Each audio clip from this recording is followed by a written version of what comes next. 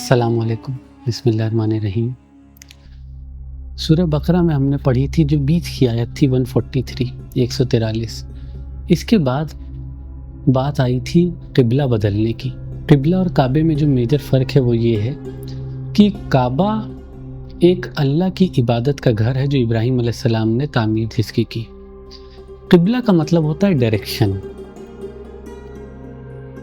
قبلہ پہلے یروشلم تھا، یعنی اس کی طرف رک کر کے نماز پڑھنی تھی، اب قبلہ بدل کے کعبہ ہو گیا، اس کی طرف رک کر کے نماز پڑھنی ہے۔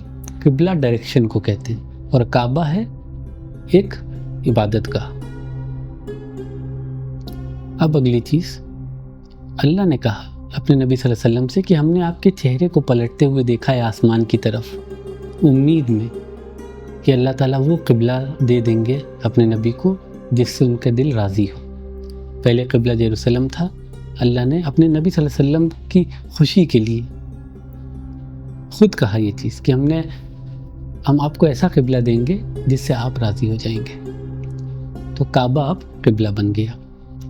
لیکن ہم نے یہ بھی پڑھا تھا کہ یہود کس طریقے سے تانے مارتے تھے کہ کیا ہو گیا، ان کا قبلہ کیسے بدل گیا بھائی، کیونکہ وہ جان رہے تھے کہ اب پاور سٹرکچر پورا چینج ہونے والا ہے، نظام چینج ہونے والا ہے، یہ لوگ ہمیشہ اب جو چوزن پیپل کا دعویٰ کرتے تھے وہ نہیں رہ جائیں گے، تو ایک بوکھلاہٹ ہو گئی تھی ان کے اندر۔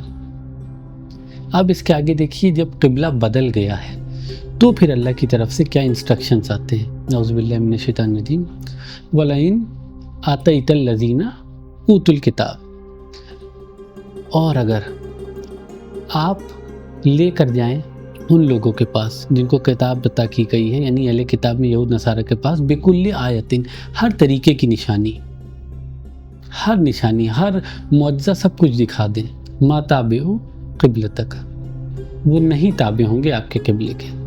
یعنی یہود اور نصارہ کو آپ کتنا بھی معجزہ دکھا دیں، نشانیاں دکھا دیں، وہ کعبے کی طرف رک کر کے کبھی عبادت نہیں کرنے والے، اسے اپنا قبلہ نہیں مانیں گے، وہاں کبھی وہ حج یا عمرہ کے لیے نہیں جانے والے، وہ جائیں گے یروشلم میں۔ دوسری طرف وما انت بتابع قبلتہم، اور نہ ہی اب آپ ان کے قبلے کے تابع ہوں گے، وما بعضهم بتابع قبلۃ بعض، اور نہ ہی وہ ایک دوسرے کے قبلے کے تابع ہوں گے۔ اچھا، یہ دیکھیے اللہ نے بہت بڑا ڈسٹنکشن بتا دیا جس کے بارے میں زیادہ بات نہیں ہوتی ہے۔ اللہ نے کہہ دیا کہ یہود اور نصارہ بھلے ہی اہل کتاب ہیں اور یروشلم بڑا ہی ان کے لیے امپورٹنٹ ہے، لیکن اس کے باوجود دونوں کے اپنے الگ الگ قبلے ہو چکے ہیں۔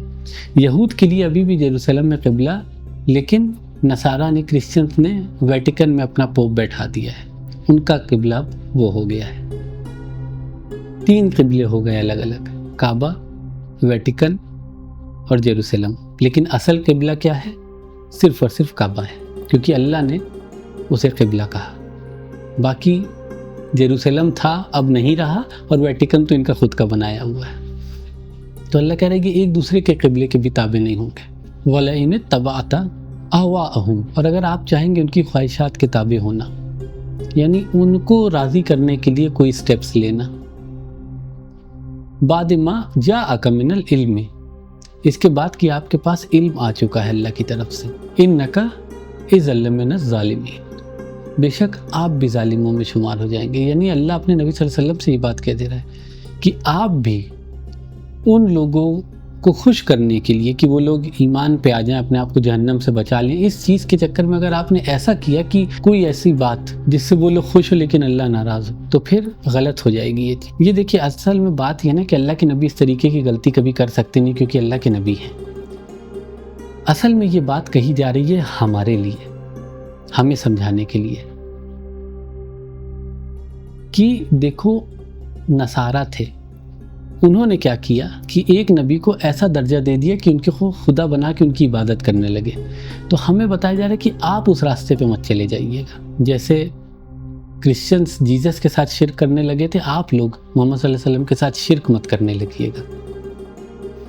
الذین آتینہم الکتاب یعرفونہ، اور جن لوگوں کو ہم نے کتاب عطا کری وہ پہچانتے ہیں انہیں، اللہ کے نبی صلی اللہ علیہ وسلم کو، کما یعرفون ابناءہم، جیسے اپنے بیٹوں کو پہچانتے ہیں۔ یعنی اللہ کے نبی کو وہ لوگ جن کو کتاب عطا کی گئی، جو کتاب پڑھتے ہیں، چاہے یہود نصارہ جن کی کتاب میں اللہ کے نبی کا ذکر ہے، اللہ کہہ رہا ہے یہ لوگ جب پڑھ رہے ہیں اپنی کتاب اور محمد صلی اللہ علیہ وسلم کو دیکھ رہے ہیں تو یہ پہچان رہے کہ یہ تو بالکل ایگزیکٹ یہی انسان ہے جن کا ذکر ہے ہماری کتاب میں، یہی ہے آخری نبی۔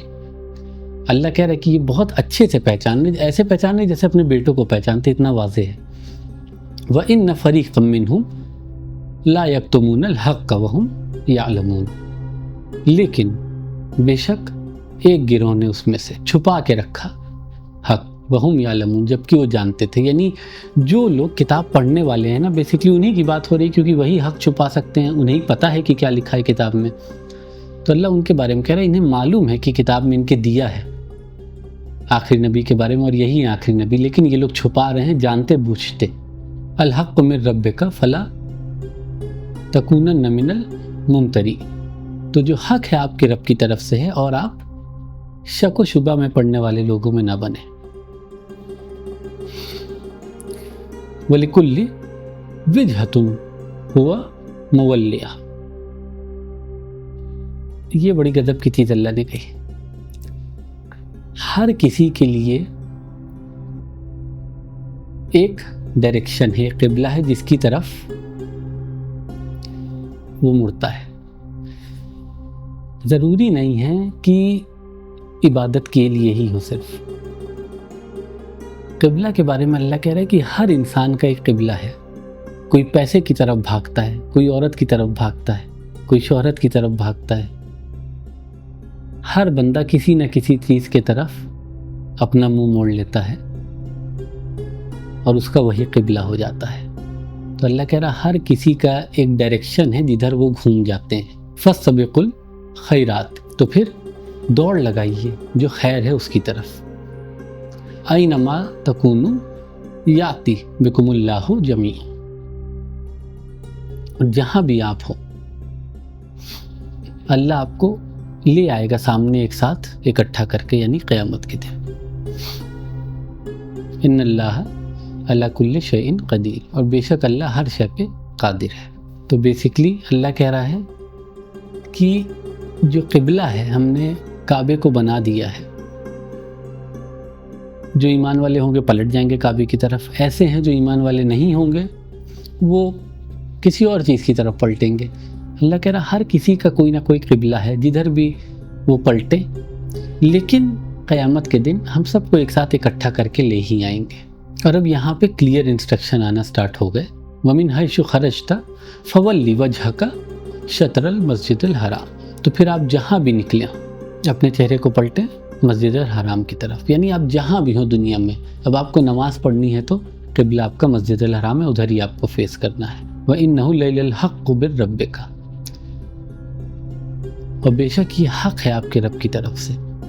وَمَا اللَّهُ بِغَافِلٍ عَمَّا تَعْلَمُونَ، اور وہ غافل نہیں ہے جو بھی آپ اعمال کرتے ہیں اس سے۔ تو اللہ کہہ رہا ہے کہ آپ کے لیے اب یہی حکم ہے کہ کعبے کی طرف آپ کو نماز پڑھنی ہے، اس کے باوجود آپ کا قبلہ کچھ اور بن جاتا ہے تو اللہ جانتا ہے اس کو، لیکن اللہ کا حکم یہ ہے کہ کعبے کو اپنا قبلہ بنائے۔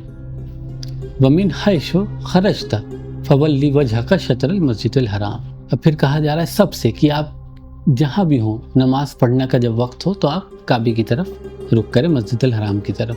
وَحَيْثُ مَا كُنْتُمْ فَوَلُّوا وُجُوهَكُمْ شَطْرَهُ، اور جہاں بھی آپ ہو اب آپ اپنے چہروں کو پلٹیں اسی طرف۔ اور کس وجہ سے؟ لِأَلَّا يَكُونَ لِلنَّاسِ عَلَيْكُمْ حُجَّةٌ، تاکہ لوگوں کے پاس کوئی آرگیومنٹ نہ بچا رہ جائے کہ ارے ابھی تو آپ کعبے کی طرف نماز پڑھ رہے تھے، واپس سے اب جیروسلم ہو گئے، اب کل کہیں اور کریے گا کیا فیس؟ تو یہ بات نہ کرنے لگے۔ ایک ڈائریکشن ہے، اب کعبے کی علاوہ اور کسی ڈائریکشن میں عبادت نہیں ہوگی۔ إِلَّا الَّذِينَ ظَلَمُوا مِنْهُمْ، سوائے ان لوگوں کے جو ظالم لوگ ہیں۔ فَلَا تَخْشَوْهُمْ وَاخْشَوْنِی، تو ان سے مت ڈریے، مجھ سے ڈریے، اللہ یہ کہہ رہا ہے۔ اگر آپ مان لیجئے یہود ہیں یا نصارہ ہیں، آپ جیروسلم کی طرف دیکھ کر کے نماز پڑھتے تھے، اللہ کے نبی کے ساتھ آپ مسلمان ہو گئے تھے، اب قبلہ بدل گیا، کعبہ ہو گیا، تو اللہ کہہ رہا ہے کہ اس خوف سے کہ یار وہ جو ہمارے خاندان کے یہود ہیں وہ کیا کہیں گے، آپ قبلہ اپنا واپس سے جیروسلم مت کر لیجئے گا، قبلہ آپ کعبہ ہے ادھر ہی نماز پڑھنا ہے۔ اللہ سے ڈریے کہ اللہ نے جو قبلہ کرا ہے اس کی طرف نماز پڑھنی، نہ کہ اس کی طرف جو ہمارے پرانے خاندان والے لوگ کہہ رہے تھے، وَلِيُتِمَّ نِعْمَتِي عَلَيْكُمْ وَلَعَلَّكُمْ تَهْتَدُونَ، تاکہ میں اپنا جو نعمت میری ہے آپ کے اوپر پورا کروں، جو میرا وعدہ ہے آپ کے ساتھ، وَلَعَلَّكُمْ تَهْتَدُونَ، اور تاکہ آپ ہدایت پا سکیں۔ کما ارسلنا فیکم رسولا، جیسے کہ ہم نے رسول بھیجے آپ کے پاس، منکم، آپ میں سے ہی، یتلو علیکم آیاتنا، تلاوت کرتے ہوئے ہماری آیاتوں کی، ویزکیکم، اور تزکیہ کرتے آپ کا، ویعلمکم الکتاب، اور آپ کو علم دیتے، کتاب پڑھاتے، والحکمت، اور حکمت، ویعلمکم ما لم تکونوا تعلمون، اور آپ کو علم دیتے اس چیز کا جو آپ نہیں جانتے تھے۔ اب اللہ کیا کہہ رہا ہے، یہ جو ہم نے دعا پڑھی تھی ابراہیم علیہ السلام والی، جب اپنے بیٹے کے ساتھ کعبہ بنا رہے تھے اور انہوں نے ایک بڑی ایکسٹراڈنری سی دعا کری تھی کہ یہاں پہ ایک ایسی میری نسل میں سے لوگ آئیں، ان کے پاس ان میں سے ہی ایک اپنا بندہ رسول بنا کے بھیجیے جو ان کا تزکیہ کرے، انہیں آپ کی کتاب پڑھائے۔ ساری چیزیں یہاں پہ اللہ کیا کہہ رہا ہے کہ ہم نے وہ پوری کر دی اللہ کے رسول صلی اللہ علیہ وسلم کو بھیج کے، یعنی ابراہیم علیہ السلام کی وہ دعا مکمل ہوئی ابھی ہے۔ فَاذْكُرُونِي أَذْكُرْكُمْ، تو مجھے یاد کریے اور میں آپ کو یاد کروں گا۔ وَاشْكُرُوا لِي وَلَا تَكْفُرُونَ، اور میرا شکریہ ادا کریے اور مجھ میں کفر نہ کریے۔ اب یہ سیم کمانڈ پورا کا پورا دیا گیا تھا بنی اسرائیل کو، یہی چیز اللہ تعالیٰ ہمیں بھی دے رہے ہیں۔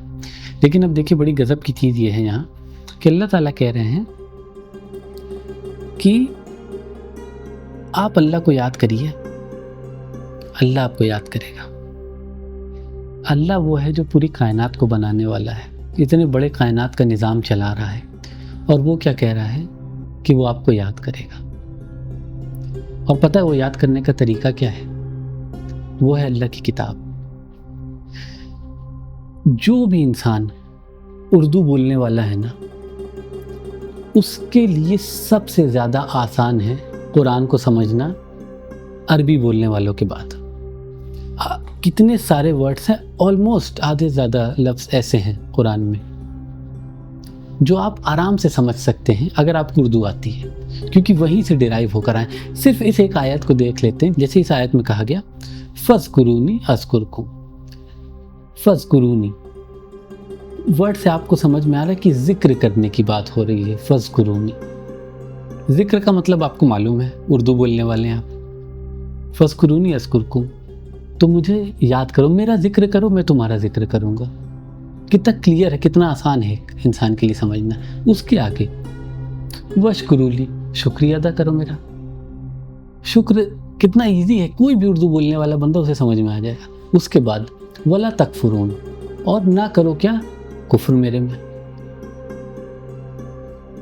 بالکل ایک ایک ورڈ اگر آپ پڑھیں گے الگ الگ، سب کا معنی آپ کو آرام سے سمجھ میں آتا ہے گا اگر آپ اردو بولنے والے ہیں۔ تو جو بھی اردو بولنے والا انسان ہے اس کے پاس بالکل بھی بہانہ نہیں ہونا چاہیے کہ قرآن میرے سمجھ میں نہیں آتا، میرے پاس ڈیفیکلٹی ہوتی ہے عربی سمجھنے میں۔ سب سے آسان آپ کے لیے ہے۔ کوئی اگر انگلش بولنے والا بندہ ہے نا، اسے پتہ ہے کیا کرنا پڑے گا آپ کو، فَاذْكُرُونِی کا ٹرانسلیشن کرنا پڑے گا کہ سو ریممبر می۔ اب ذکر ورڈ کا ٹرانسلیشن ریممبر کرنا پڑا تب اسے سمجھ میں آئی۔ آپ کو فَاذْكُرُونِی کا سمجھ میں آ گیا کہ ذکر کی بات ہو رہی ہے، آپ کو بہت زیادہ ٹرانسلیشن کی ضرورت نہیں، بہت ڈیپ جانے کی ضرورت نہیں۔ تو کوئی بندہ یہ بہانہ نہیں کر سکتا جو اردو بولنے والا ہے خاص طور سے کہ میرے سمجھ میں نہیں آتا، قرآن مشکل ہے۔ آپ کے لیے عربی بولنے والوں کے بعد سب سے زیادہ آسان ہے قرآن کو سمجھنا، اور اس وجہ سے آپ کا فرض بنتا ہے کہ آپ قرآن کو زیادہ آسانی سے سمجھ کر اور لوگوں کو آسانی سے سمجھائیں، ورنہ فائدہ کیا آپ کو قرآن ملنے کا؟ ایک ایسی لینگویج ملنے کا کیا فائدہ آپ کو جو سب سے زیادہ کلوز ہے عربی سے، جس کے آدھے زیادہ ورڈ عربی سے نکلیں، آپ کی روزمرہ کی لائف میں یوز ہوتے ہیں، اور آپ قرآن ہی نہیں سمجھ رہے ہیں۔ بیکار ہے آپ کے پاس سب تو قرآن رکھنا گھر میں اگر آپ کو سمجھ نہیں آ رہی۔ یا ایھا الذین آمنوا استعینوا بالصبر والصلاۃ، اے ایمان والو مدد طلب کریے اللہ سے صبر اور صلاح کے ذریعے. یعنی نماز اور صبر دو چیزیں ہیں، دونوں ایک ساتھ چلیں گے.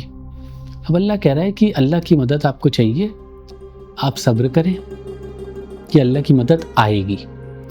دوسری چیز، آپ نماز اپنی قائم رکھیں. زیادہ تر میں سے ایک چیز مسنگ ہوتی ہے. کچھ لوگ ہوتے ہیں جو صبر کرتے ہیں لیکن نماز نہیں ہوتی. صبر کرتے ہیں اور سوچتے ہیں یار کچھ ہو نہیں رہا ہے. کیوں؟ کیونکہ آپ اللہ کے راستے پہ ہی نہیں ہیں. اس طریقے کا صبر تو بہت لوگ کر رہے ہیں.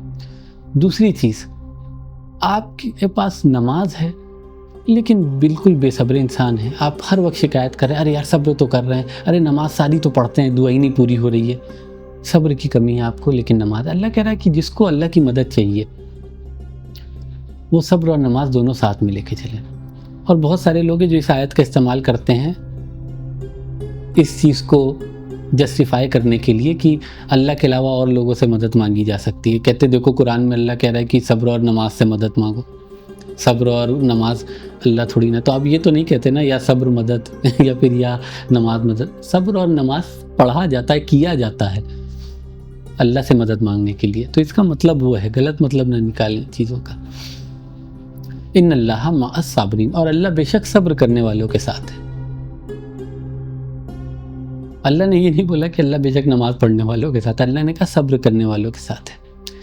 کیونکہ نماز ایسی چیز ہے جو آپ پوری زندگی پڑھ سکتے ہیں. ہو سکتا ہے آپ کے کچھ دعائیں جو کبھی پوری نہ ہو، لیکن آپ کا جو صبر ہے وہ اللہ دیکھ رہا ہے. تو جو فرض ہے آپ کا نماز وہ تو آپ کو رکھنا ہی ہے، لیکن اللہ کہہ رہا الگ سے جو اسپیشل کوالٹی آتی ہے ایمان والے میں نا، وہ کیا ہے؟ وہ ہے صبر. وَلَا تَقُولُوا لِمَنْ يُقْتَلُ فِي سَبِيلِ اللَّهِ أَمْوَاتٌ، اور مت کہیے جو اللہ کے راستے میں شہید ہوئے ہیں انہیں مرا ہوا، بلکہ احیاء ولیکن لا تشعرون، بلکہ وہ زندہ ہیں لیکن آپ اس کو شعور نہیں رکھتے. ایک حدیث میں بھی آتا ہے اس چیز کے بارے میں، رسول اللہ صلی اللہ علیہ وسلم نے فرمایا کہ جو لوگ شہید ہوتے ہیں وہ اللہ کے عرش کے پاس چمکتی ہوئی چڑیا کے طریقے سے ان کی روح جو ہے وہ اللہ کے عرش کے پاس اس طریقے سے ہوتی ہے. تو اللہ کہہ رہا ہے کہ جو شہید ہوئے اللہ کے راستے میں انہیں یہ نہیں کہے کہ مر گئے، انہیں شہید کہا. آپ کو شعور نہیں ہے کہ ان کی برزخ کی جو زندگی ہے وہ کیا ہے. اور برزخ کی زندگی اصل میں کسی کو شعور نہیں ہے. جو حدیث سے ہمیں پتہ چلتی چیزیں کہ کیا کیا ہوتا ہے وہاں، اس سے ہمیں اندازہ لگا سکتے ہیں. لیکن برزخ کی لائف ایک پورا دوسرا ڈائمنشن ہے. اس کے بارے میں ایک پورا چینل ہے جس پہ پورا میں نے ڈیٹیل میں بتائی ہے چیزیں، تو اس پہ دیکھ سکتے ہیں.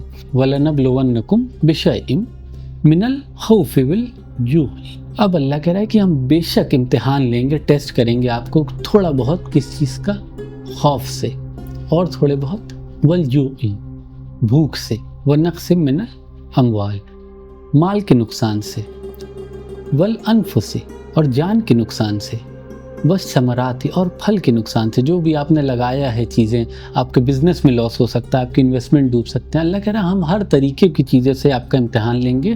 یہ دنیا بنائی گئی ہم نے امتحان لینے کے لیے. یہ مت سوچ کے بیٹھیے گا کہ یہاں پہ خالی عیش ہوگی، امتحان کی جگہ ہے.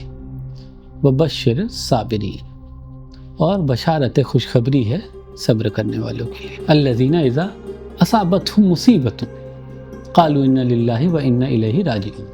اور جب انہیں کوئی مصیبت آ کر لگتی ہے، اصابہ کہتے ہیں کسی کو تیر سے مارنا، اور مصیبہ ہوتا ہے کہ ایک ایسی پریشانی، ایک ایسی مصیبت بہت ہی سمپل ہے اردو بولنے والوں کے لیے، جو اسپیشلی آپ کے لیے تیار کی ہے اللہ نے کہ اس مصیبت سے آپ کا امتحان لیا جائے گا. ایک ایسا تیر جو جا کے بالکل نشانے پہ لگتا ہے. اللہ کہہ رہے جب ہم ایسے مصیبت سے آپ کا امتحان لیتے ہیں تو جو اصل میں ایمان والے لوگ ہیں، صبر کرنے والے، وہ کہتے ہیں انا للہ و انا الیہ راجعون، بے شک ہم اللہ ہی کے ہیں اور اسی کے پاس ہمیں رجوع کرنا ہے، واپس جانا ہے. اولئک علیہم صلوات من ربہم ورحمۃ، یہ ہیں جن کے اوپر صلوات ہے، رحمت ہے ان کے رب کی طرف سے.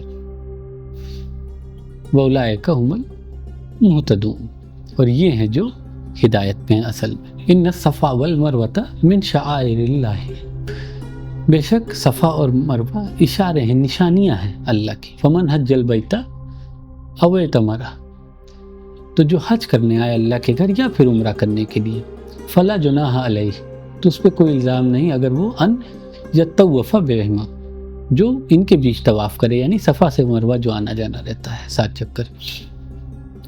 ومن طوع خیرا فإن اللہ شاکر علیم، اور جو خود آگے بڑھ کے خیر کا کام کرتا ہے تو اللہ کیا ہے؟